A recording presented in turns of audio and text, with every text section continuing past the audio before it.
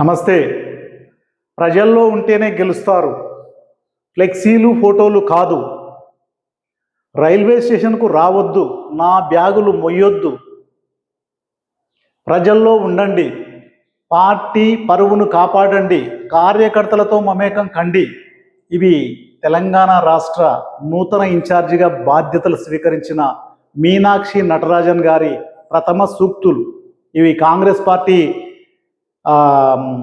తెలంగాణ విస్తృత స్థాయి సమావేశంలో గాంధీ భవన్లో నిర్వహించిన ఒక సభలో మాట్లాడుతూ అందరూ ముఖ్యమంత్రి, పిసిసి అధ్యక్షుడు మహేష్ కుమార్ గౌడ్ గారు, మంత్రులు, ఎమ్మెల్యేలు, ఎమ్మెల్సీలు అందరి సమక్షంలో వారి మాటలు అంగు ఆర్భాటాలు లేకుండా సాదాసీదాగా ఒక ట్రైన్లో కాచిగూడ రైల్వే స్టేషన్లో దిగి ముందే ఆమె పిసిసి అధ్యక్షుడు మహేష్ కుమార్ గారికి హుకుం జారీ చేసినట్లుంది. నాకు హంగు ఆర్భాటాలు అంటే నచ్చవు. నాకు స్వాగతం పలకడానికి కూడా మీరు గుంపులు రావద్దు. నా బ్యాగులు నేనే మోసుకుంటా, మీరు ఎవరు మోయాల్సిన అవసరం లేదు. ఒకవేళ నాకు చేతగానప్పుడు మీకు చెప్తాను. నా బ్యాగులు నాకు బరువు అనపడితే అప్పుడు చెప్తాను, కానీ అంతవరకు నా బ్యాగులు మీరు మోయడానికి సిద్ధంగా ఉండొద్దు. మీ పనులలో మీరు శ్రద్ధ పెట్టండి.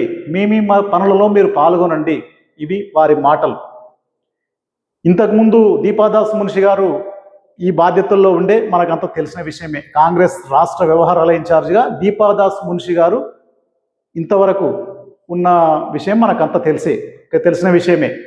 వారు ట్రాన్స్ఫర్ అయిపోయారు. అంటే వాళ్ళని ఈ పదవి నుండి తీసేసి కొత్తగా మీనాక్షి నటరాజన్ అనే వ్యక్తిని కాంగ్రెస్ హైకమాండ్ రాహుల్ గాంధీ గారు నియమించినట్లు మనకు వార్తలు అందుతున్నాయి. ఇది వాస్తవం కూడా.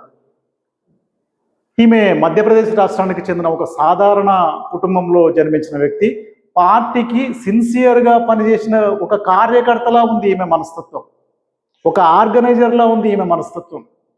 అంటే ఎలాంటి హంగు ఆర్భాటాలు లేవు. ఏదో 2 చీరలు ఒక సంచిలో పెట్టుకొని అది భుజానికి తగిలించుకొని సాదాసీదాగా ఒక ట్రైన్లో దిగి నడిచి రావడం. ఆమెను ఇవంతా చూస్తుంటే మనకేమనపడుతుందంటే, ఒక అధికారంలో ఉన్న రాష్ట్రానికి ఇన్ఛార్జిగా రావడం అంటే మామూలుగా ఉండదండి వాళ్ళ హంగామా.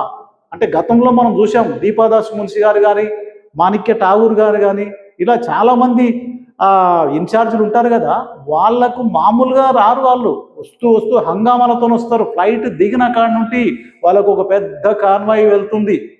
అందులో మంత్రులు, ఎమ్మెల్యేలు, ఎమ్మెల్సీలు, ముఖ్యమంత్రి గారు కూడా దాదాపుగా వెళ్ళి వారి కటాక్షాన్ని పొందడానికి తాపత్రయపడుతుంటారు. వాళ్ళ చూపులో పడితే చాలు, వాళ్ళతో స్నేహం పెంచుకోవాలి, వాళ్ళకి ఎలాంటివైనా మనం చేయొచ్చు అనే భావనతో ఉంటారు.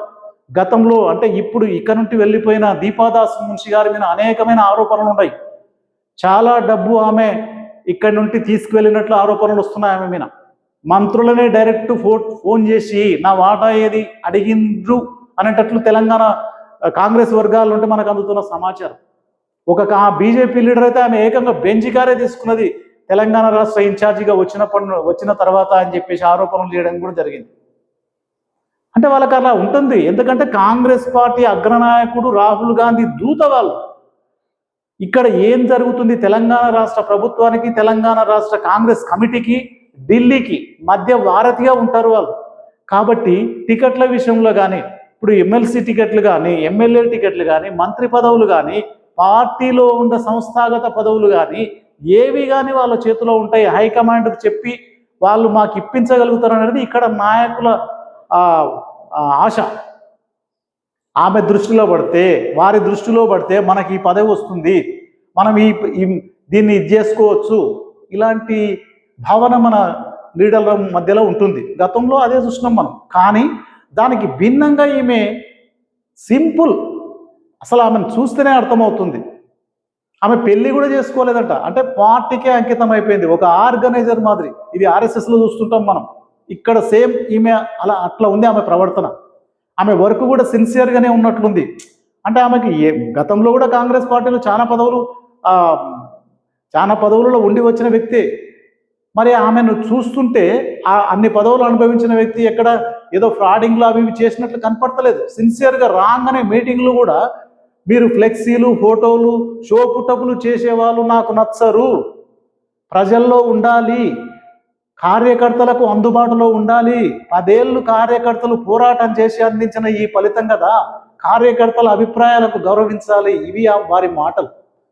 ప్రజలు ఏమనుకుంటున్నారు, ప్రజలు సంతృప్తిగా ఉన్నారా లేదా, సంతృప్తిగా ఉండాలి. ప్రజలు బడుగు బలహీన వర్గాలు సంతోషంగా ఉండాలి. ఉంటేనే వాళ్ళ ఆశీర్వాదంతో మరొక్కసారి మనం అధికారంలోకి రాగలుగుతాము. ఖచ్చితంగా మనం మరొక పర్యాయం కూడా అధికారంలోకి రావాలి. ఇవి వారి మాటలు. ఇప్పుడు గతంలో ఇలాంటి వ్యవహారాలు జరగలేదు. ఎంత సింపుల్గా అంటే అంత సింపుల్గా ఉంది. మనిషి ప్రవర్తన కూడా కఠినంగా ఉండేటట్లు మనకు అర్థమైపోతుంది. ఇప్పుడు మరి తెలంగాణ కాంగ్రెస్ నాయకత్వం కానీ తెలంగాణ ప్రభుత్వం కానీ ఈమెతో ఎలా రిసీవ్ చేసుకుంటారో అర్థం కాలేదు. కానీ ఇప్పుడు కొద్దిగా టెన్షనే వాళ్ళకు. ఏమవుతుంది, ఇప్పుడు గతంలో ఒక ఒరవడికి అలవాటు పడ్డ పార్టీ అది. మొదలే స్వేచ్ఛ, అతి స్వేచ్ఛ కలిగిన పార్టీ అది. నువ్వెంత అంటే నువ్వెంత అనుకునే మనస్తత్వం ఉన్న పార్టీ అది. మరి దాంట్లో ఈమె సిన్సియర్గా వచ్చిన ఈమెతో సరిగా ఇమడగలుగుతారా లేక వేరే ఏమన్నా ఇది అవుతుందా చూడాలి. మరి కాలమే నిర్ణయిస్తుంది. కానీ ఒకటి మాత్రం వాస్తవం, ఇక్కడ మనకు ఒకటి మాత్రం స్పష్టంగా అర్థమవుతుంది. తెలంగాణ రాష్ట్రంలో పార్టీని కానీ ప్రభుత్వాన్ని కానీ సత్ప్రవర్తనతో నడపాలనే ఉద్దేశంతో రాహుల్ గాంధీ గారు ఈమెను పంపినట్లు మనకు స్పష్టంగా అర్థమైపోతుంది. ఇంతకుముందు ఉన్న ఆమె మీద, ఇంతకుముందు ఇన్ఛార్జిగా పనిచేసిన దీపాదాస్ మున్షి గారి మీద చాలా అలిగేషన్లు వచ్చాయండి. ఆమె ప్రవర్తన కూడా ఇంత సిన్సియర్గా కూడా లేదు. ఆమె వేరు, ఆమె రూట్ వేరు, గతంలో వచ్చిన వాళ్ళ రూట్లు కూడా వేరు. మరి ఈమె తొలి మాటల్లో తొలి మీటింగ్లో చెప్పినట్లు కఠినంగా ఉండి నాయకులను ఆ విధంగా సిద్ధం చేస్తుందా అనేది ముందు ముందు మనకు అర్థమైపోతుంది. ఈ మధ్యలో జరిగిన ఎమ్మెల్సీ ఎన్నిక గురించి కూడా వారు ప్రస్తావించడం జరిగింది. ఒక్క ఎమ్మెల్సీ పదవికి మాత్రమే వాళ్ళు పోటీ చేశారు. 3 ఎమ్మెల్సీ పదవులు పోటీ జరిగితే 2 ఉపాధ్యాయ, 1 పట్టభద్రుడు. ఆ పట్టభద్రుల దానికి మాత్రమే ఆల్ఫోర్స్ నరేందర్ రెడ్డిని పోటీకి పెట్టిండ్రు. ఆయన ఎన్నిక విషయంలో మీరు సక్రమమైన పాత్ర పోషించలేదు అనేది అంతర్గతంగా ఆమె వీళ్లకు చురుకలు అంటించినట్లు మనకు వార్తలు వస్తున్నాయి. ఆయన అంటే మొత్తం ఆ ఎమ్మెల్సీ ఎలక్షన్లో కూడా అతను బీజేపీ ఒక ఇండిపెండెంట్ అభ్యర్థి కొద్దీ వెనికి వరుసలో ఉంటాడు అన్నట్లు వార్తలు వస్తున్నాయి. ఈమె అది జీర్ణించుకోవడం లేదు.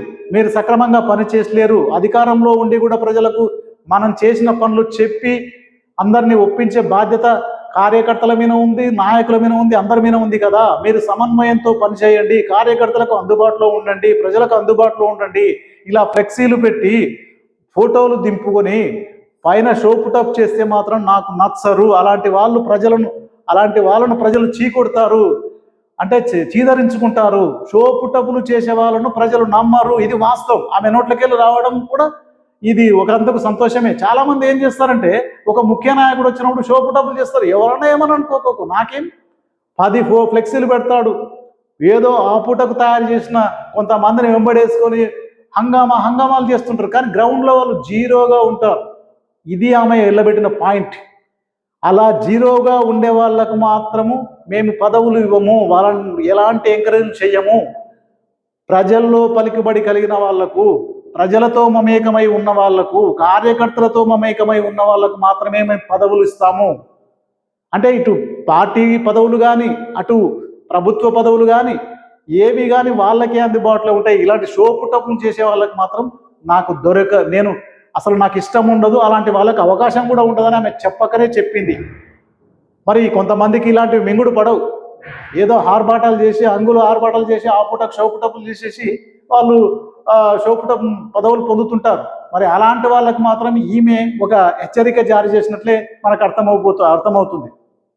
వీరు మామూలుగా ఉండదు వీళ్ళ పవర్. కేంద్ర ఆది నాయకత్వానికి, రాష్ట్రానికి ఒక మధ్యలో ఒక వారధిగా ఉంటారు.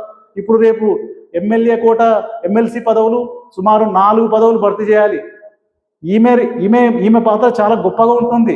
అలాంటి పదవులు పొందడానికి నేతలు చాలా తాపత్రయపడుతుంటారు, చాలా పైరవీలు చేస్తుంటారు. అలాంటి వాళ్ళకే హెచ్చరిక చేసింది ఆమె. ఎవరైతే కష్టపడి, ఎవరైతే ప్రజల్లో ఉండి, ఎవరైతే కార్యకర్తలకు అందుబాటులో ఉండే వాళ్ళకు మాత్రమే పదవులు వస్తాయి. ఇటు మంత్రివర్గంలో కానీ, పార్టీ పదవులలో కానీ కార్పొరేషన్ చైర్మన్లలో కానీ ఇలాంటివన్నీ దక్కాలంటే మాత్రం చాలా సిన్సియర్గా ఉండాలి, ఆర్భాటాలు చేస్తే మాత్రం నాకు నచ్చదు. ఈమె ఖరాఖండిగా ఆ మీటింగ్లో చెప్పడం జరిగింది. సింపుల్గా ఆమెను చూస్తే కూడా మనకు అర్థమైపోతుంది, ఏదో ఒక బ్యాగ్ పట్టుకొని ఒక 2 జతల బట్టలు తీసుకొని రావడం, ఆమె మామూలుగా పరుపు అలాంటివి లేకున్నా ఒక సాదాసీదా గెస్ట్ హౌస్లలో కింద కూడా చాప మీద కూడా పడుకునే రకమంట ఆమె. అలాంటి వార్తలు వస్తున్నాయి ఆమెకు. శనివారం రోజు అసలు ఎవరితో మాట్లాడదట, మౌన దీక్షనంట ఆమె. కనీసం ఫోన్ కూడా ఎత్తదట. ఆమె ముందు నుండి పాటిస్తున్న ఆచారం అట అది. అంటే ఒక సాంప్రదాయాన్ని, ఒక పద్ధతిని ఈమెను చూస్తుంటే ఆర్ఎస్ఎస్ ప్రచారకులు గుర్తొస్తారు. అలాంటి టైపుగా ఈమె కొడుతుంది. అంటే ఇట్లా క్రమశిక్షణగా ఉండేవాళ్ళు పార్టీ వ్యవహారాలు కానీ ప్రభుత్వ వ్యవహారాలు కానీ కొంచెం కఠినంగానే ఉంటారు వీళ్ళు. వాళ్ళ పద్ధతులు, వాళ్ళ ఆచారాలు చాలా సాదాసీదాగా ఉంటాయి.